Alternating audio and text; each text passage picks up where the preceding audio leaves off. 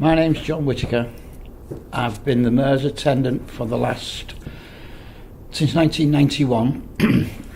I actually started in local authority in 1972, 9th of October, at Widnes Corporation Bus Garage. I was asked in 1977 would I like to chauffeur the mayor about in a nice Rolls Royce, and I jumped at the chance. I worked part-time until 1980, and I was asked to do it full-time September 1980, and my first mayor was a lady, and she was very, very nice, and we had some good fun with her. And a lot of the times it was having to work out where you were going. The rolls never actually brought down on me. We lost the rolls in 1984, and we ended up with the Granada for 12 months, which was very interesting because we drove to London in the Granada, and when I got out I was a bit tired. We stayed in a hotel called the Bloomsbury Crest, which was a beautiful hotel, but about 1.5 miles from the venue where we had to go, and it was to do with the Doomsday Book. Later on, we went to a house in London, which was very, very nice, and all the mayors, there must have been mayors from all over the country. Every town that were mentioned in the Doomsday Book were there, which was a very, very big occasion. We went to Westminster Abbey, all the mayors in the robes, there must have been about 200 of them, and we stopped the traffic along the road. One of the lads stood in the middle of the road, and all these mayors walked across the road in their red robes, which looked quite hilarious in the centre of London, and there wasn't a policeman to be seen. That was one of the good ones. We gradually moved on into the early 90s, which was it was hard work then when the things started to alter within the departments. I actually moved from one department, I went through 3 departments in 12 months. They kept moving my department. We don't know why.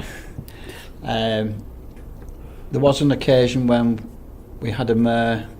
He'd actually worked at the ICI and worked in the cell rooms apparently, and always said his reactions was a bit slower than they should be. And one night I shut his foot in the door, and I just very quickly said, "Oh, that must be your reactions very slow, Mr. Mayor." And that was the end of it. I did actually lose the Mayoress's badge one night. We'd been to crew, we got back from crew, and I took the chain off the Mayoress, and as I took it off in the house, I suddenly realised the badge was missing, and my first reaction was, it's come off in the car. So I went into the car, searched all the back of the car, it wasn't there, and I was thinking, I'm going back to crew tonight. And then suddenly the Mayoress come out, she said, I found it.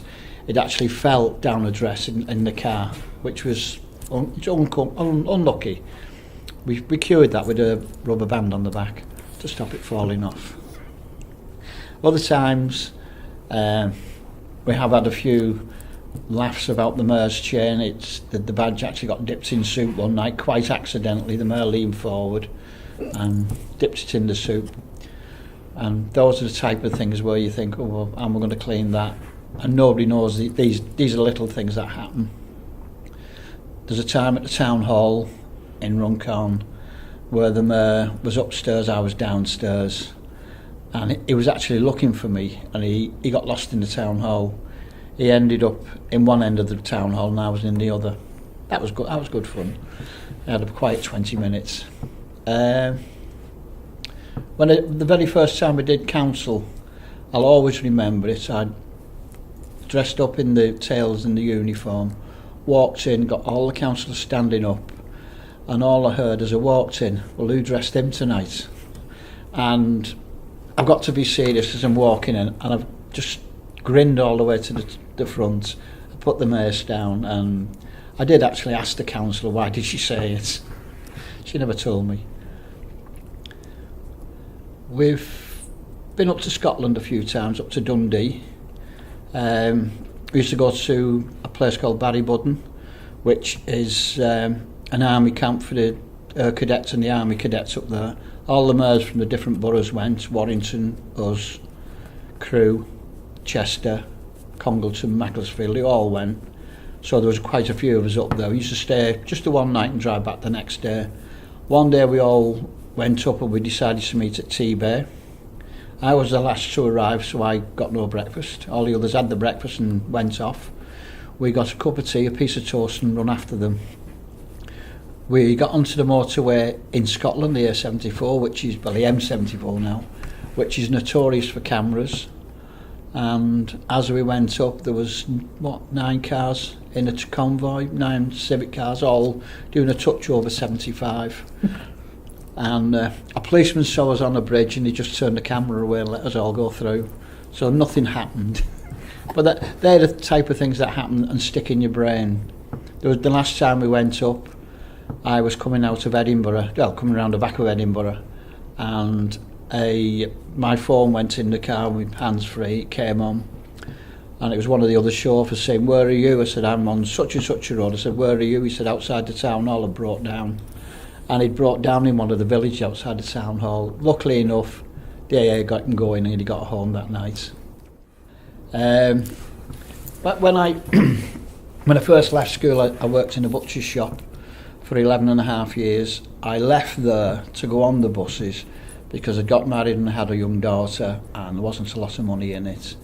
And I always remember going onto the buses and thinking, what will I let myself in for? But I thoroughly enjoyed working on the buses, and I've got to say I've thoroughly enjoyed doing the morality for the last 30 odd, nearly 40 years I think now.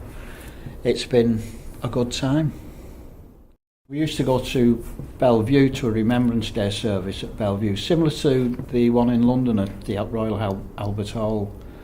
And we went there one Sunday. It was absolutely freezing cold. We were in the hall at Bellevue, and one of the other chauffeurs, a young man from Warrington, I'd call Norman, who was a rear gunner with the Dam Buster Squadron during the war. He was quite a character, and when everybody was marching on, he stands on the seats and he says, "There's my commanding officer in the parade."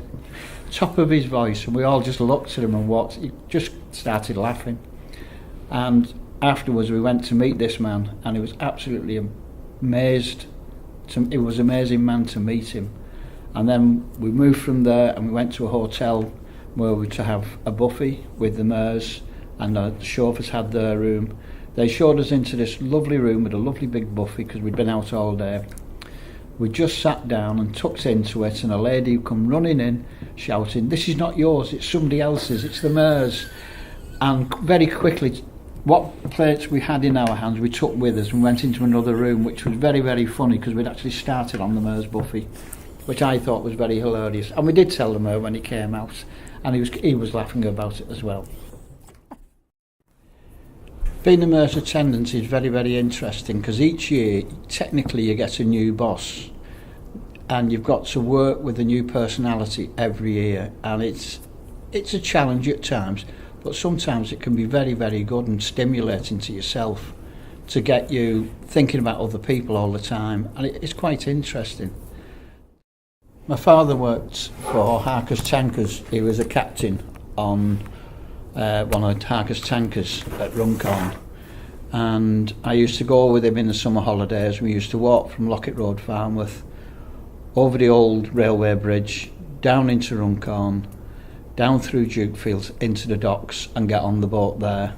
And then he'd often take me right the way through to the bar at Manchester, Liverpool I should say, not Manchester. And I can remember being seasick for the first time in my life. When we'd loaded up, we used to sail back and go right the way up to Partington at Manchester and unload there. And all the kids where I lived all wanted to know me because I got all the tennis balls that we fished out the ship canal when my dad was sailing, which was very, very interesting.